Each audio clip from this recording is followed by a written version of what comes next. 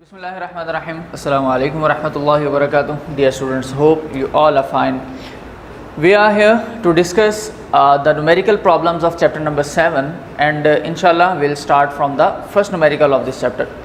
So the statement for the first numerical is a wooden block measuring 40 centimeter multiply 10 centimeter multiply 5 centimeter has a mass 850 gram and we have to find the density of the wood. दो बातें student याद रखिएगा, given data के अंदर हमारे पास दो चीज़ें available हैं. सबसे पहले नंबर पे we have the mass 850 gram and the second one is volume. Volume के अंदर हमेशा हमें तीन चीज़ें रिक्वायर्ड रहती हैं, लेंथ, विड्थ, हाइट, और वही तीन चीज़ों को मल्टीप्लाई करके 40, 10 एंड 5 को हमें वॉल्यूम दिया जा रहा है. सो लेट्स स्टार्ट कि हम देखते हैं कि हमारे पास इसकी डिटेल में इसका आंसर क्या आता है.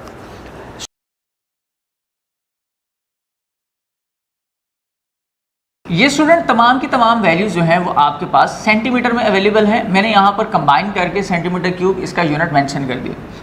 सेकंड चीज़ जो हमारे पास अवेलेबल है स्टूडेंट वो है हमारे पास मैस 850 ग्राम का. प्रॉब्लम सिर्फ ये है कि दोनों ही स्टैंडर्ड में नहीं है. हमें इन दोनों को स्टैंडर्ड यूनिट में सबसे पहले नंबर पे कन्वर्ट करना पड़ेगा. अगर मैं इनको स्टैंडर्ड में कन्वर्ट करूं तो उसके लिए मुझे स्टूडेंट इसको डिवाइड करवाना पड़ेगा 100 से, सेम इस नंबर को भी 100 से और इस नंबर को भी 100 से. इनकी कैलकुलेशन के दौरान हमारे पास जो स्टूडेंट वैल्यू आती है वो है 0.4, 0.1 एंड 0.05 और इसका कंबाइन वॉल्यूम अगर हम देखें स्टूडेंट तो हमारे पास आंसर आता है 0.0025. अब स्टूडेंट देखिए कि सेकंड थिंग हमारे पास जो थी वो मैस थी. मैस की वैल्यू क्या थी स्टूडेंट, हमारे पास 850 ग्राम. हमने इसको भी केजी में कन्वर्ट करना है क्योंकि स्टैंडर्ड हमारे पास या तो मीटर होता है या हमारे पास केजी होता है. तो हमने क्या किया था कि सेंटीमीटर को मीटर में कन्वर्ट किया और ग्राम को अब केजी में कन्वर्ट कर रहे हैं. अगर मैं इसको ग्राम को केजी में कन्वर्ट करना चाहता हूँ so we have to divide it by 1000. ये हमारे पास स्टूडेंट इसका आंसर आ जाएगा and this is the mass. Now the thing we have to find is density and density is mentioned by rho. The formula for the density is mass over volume. So simply just by substituting the two given values number 1 and number 2 in this formula we will get the answer. Rho is equal to, और finally student अगर अब हम देखें तो हमारे पास इसकी calculation के बाद आंसर आता है 425 and unit of density is kilogram पर metre cube. Hence this is the answer for the first numerical. Let's come on to the next one and this is very important numerical. second one is an important numerical. अगर student इसकी statement को read out करें तो student statement ये है, how much would be the volume of ice formed by freezing the 1 litre of water. अगर हम 1 litre पानी को जमाना चाहते हैं, फ्रीज करना चाहते हैं, तो जो हमारे पास आइस बनेगी उस आइस का वॉल्यूम क्या होगा. दो चीज़ें याद रखिएगा, हमारे पास यहाँ पर एक वाटर अवेलेबल है और एक आइस अवेलेबल है. हम अपने ऑब्जेक्ट को कन्वर्ट कर रहे हैं वाटर से आइस में. इसका मतलब ये है कि वाटर की डेंसिटी कुछ और होती है और आइस की कुछ और. क्योंकि हमने वॉल्यूम फाइंड आउट करना है आइस का तो हम इसीलिए यहाँ पर डेंसिटी जो है वो भी आइस की ही कैलकुलेट करेंगे. देखते हैं कि हमारे पास वैल्यूज अवेलेबल क्या हैं. स्टूडेंट गिवन डाटा के अकॉर्डिंग सबसे पहले नंबर पे तो हमारे पास मैस ऑफ वाटर अवेलेबल है and this is 1 litre. Student इस 1 लीटर को हम 1 kg भी कंसीडर कर सकते हैं. और सेकेंडली हम लोगों को फाइंड आउट करना है वॉल्यूम ऑफ आइस. फॉर्मूले के अगर हम देखें कि फॉर्मूला कौन सा यूज हो सकता है स्टूडेंट, तो हमारे पास rho is equal to m/v का फॉर्मूला अवेलेबल है.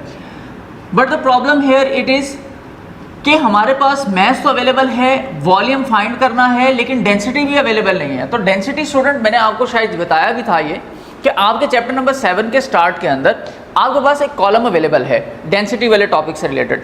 उस कॉलम के अंदर मैंने आपको कुछ पॉइंट्स मार्क करवाए थे कि ये कुछ इंपॉर्टेंट हमारे पास वैल्यूज़ हैं, हमने इनको याद रखना है, जिसमें आइस की डेंसिटी भी थी. तो आइस की डेंसिटी स्टूडेंट अगर मैं यहाँ पर मेंशन कर दूँ तो वो मेरे पास स्टूडेंट होती है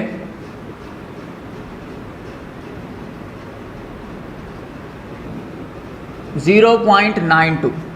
अब स्टूडेंट मैं अगर अपने गिवन डाटा को फॉर्मूला में पुट कर दूं तो मेरे पास फॉर्मूले की वैल्यूज़ कुछ यूँ आएंगी। मैस है स्टूडेंट 1 kg और हमारे पास क्योंकि वॉल्यूम को फाइंड आउट करना है तो हम इसको सेपरेट करेंगे, वॉल्यूम ओवर रो।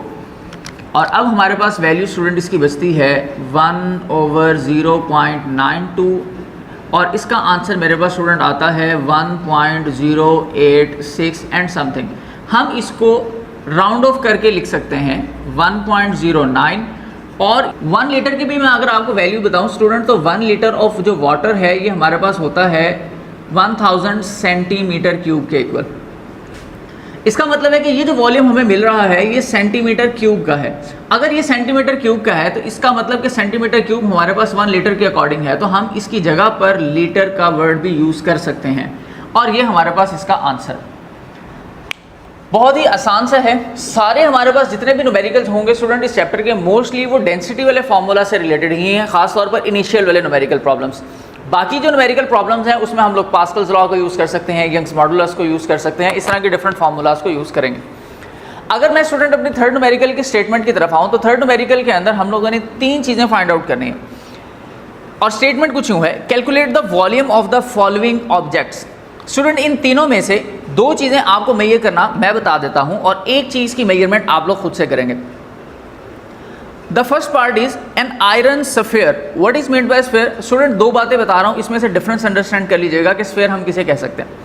अगर एक आपके पास हो फुटबॉल तो फुटबॉल को देखिएगा कि वो अंदर से होलो है यानी कि ब्लैंक है, खाली है, लेकिन आउटर सरफेस अवेलेबल है। इसी तरह एक हमारे पास है बिल्कुल कंप्लीटली सॉलिड जैसा कि तरबूज, वाटरमेलन। वाटरमेलन इंटरनली भी सारा का सारा कंप्लीटली फिल होता है और वो सॉलिड के अंदर आ जाता है बनिस्बत के एम्प्टी स्पेस के। इसी तरह अगर यही बॉल जिस तरह के फुटबॉल था, तरबूज या वाटरमेलन था, इसी तरह अगर हम एक आयरन का कंप्लीट बॉल बना लें फुल फिल्ड तो स्टूडेंट हम उसको नाम देंगे कि दिस इज अ स्फीयर। अच्छा, स्फीयर ऑफ मैस, अब ये आयरन का स्फीयर है, उसका मैस 5 kg है। The density of iron is 8200 kilogram पर मीटर क्यूब।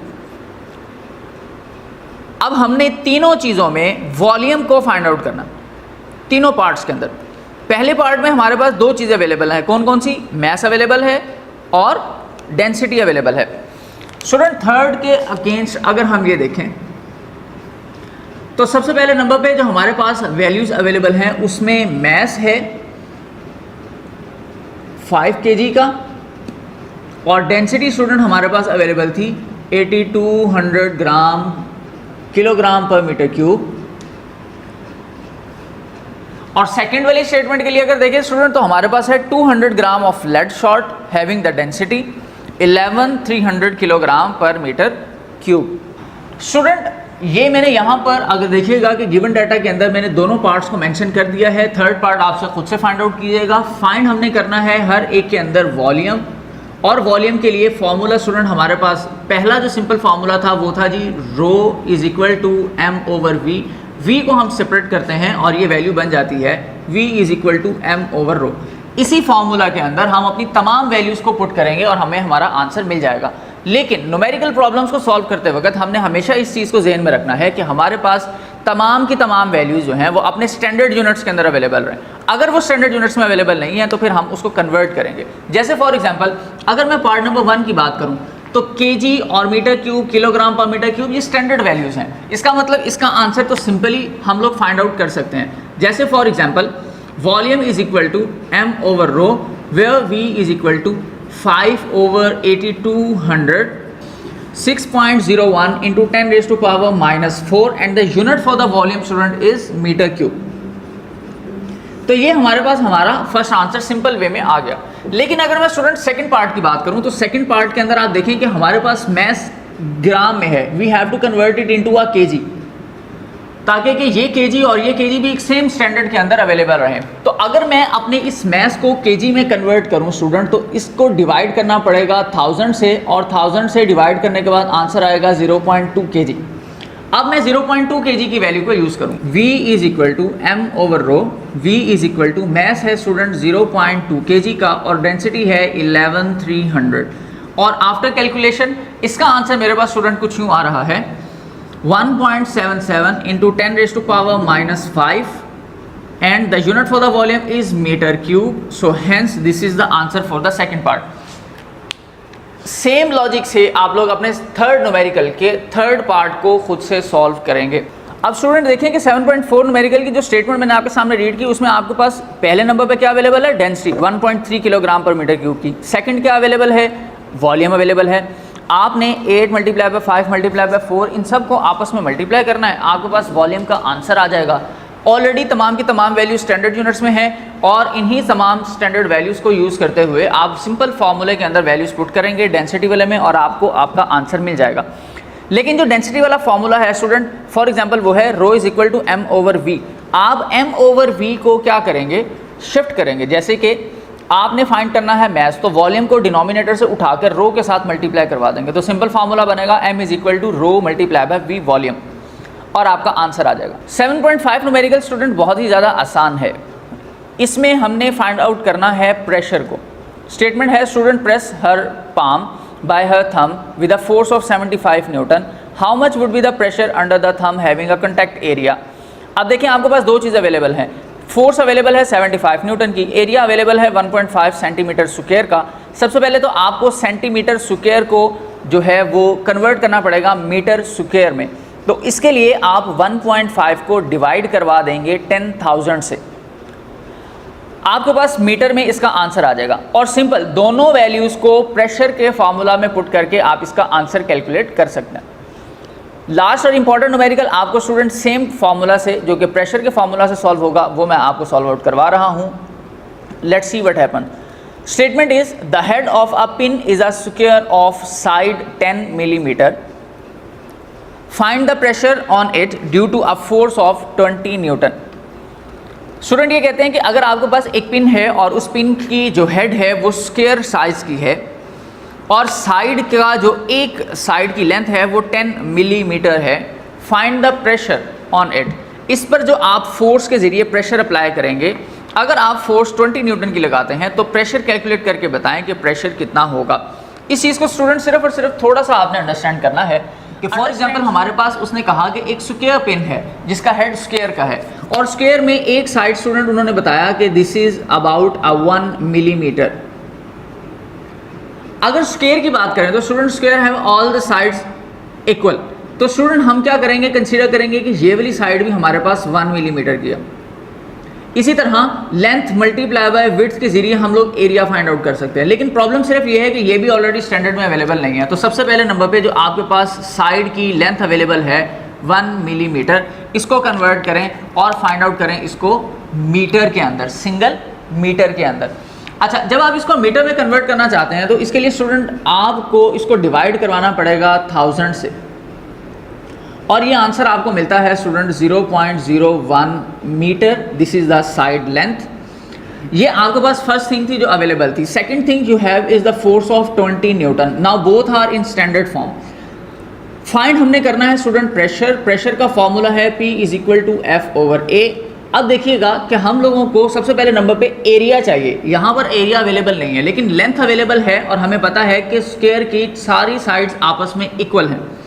तो मैं सबसे पहले नंबर पे एरिया फाइंड करने के लिए 0.01 को मल्टीप्लाई करवा दूंगा 0.01 से ताकि एरिया मुझे मिल जाए। इसका आंसर स्टूडेंट मेरे पास आता है 1 multiply 10 raise to power -4 metre square. ये मेरा एरिया है।